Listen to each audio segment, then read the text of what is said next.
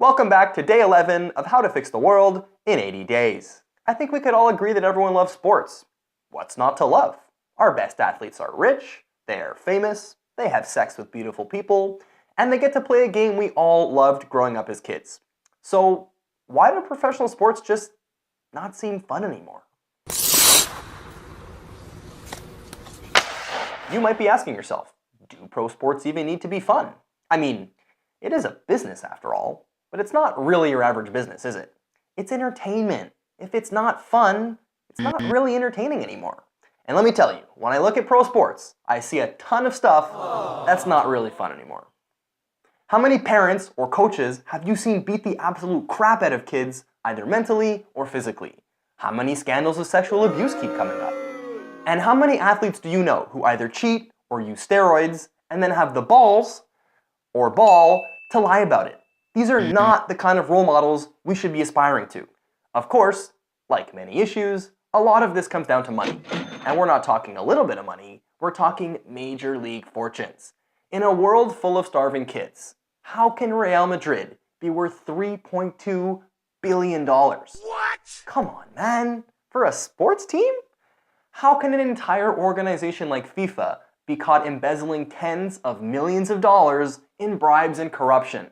And perhaps worst of all, how can athletes be accepting money from their coaches to injure their competition? Yeah, that actually happened. None of this seems very fun to me. And I love sports, but this is just getting out of control. So I guess the billion-dollar question is, am I comfortable spending $12 on a beer? I don't think I am. It's time to make pro sports fun again. First of all, from the very beginning, let your kids play the sports that they want to. Stop trying to force them into something that they don't want to be. If you want to see what out-of-control sports look like, look up the story of ex-NHLer Patrick O'Sullivan.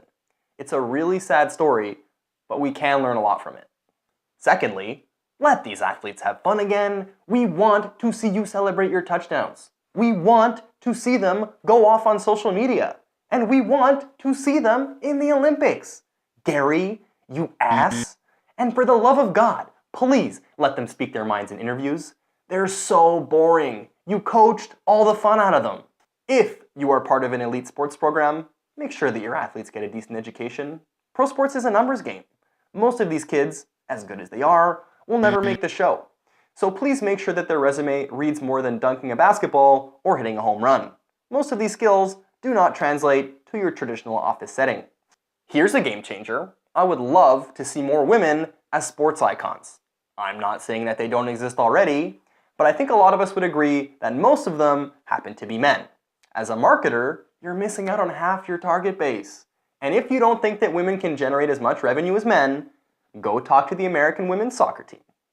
And lastly, if we are going to idolize athletes as gods, we might as well do it for the right reasons. Athletic accomplishments are one thing, but what I respect the most about athletes is when they use their time in the spotlight to stand up for what they believe in, or to take a knee.